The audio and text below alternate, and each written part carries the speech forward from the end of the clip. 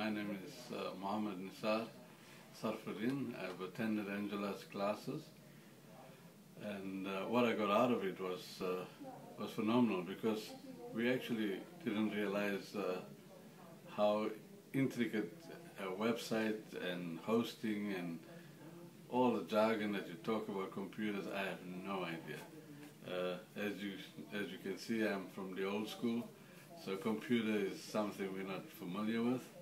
And with the meeting that we had with Angela, we were referred to regarded as a priority because of the lack of knowledge we have in websiting and hosting and whatever you call it.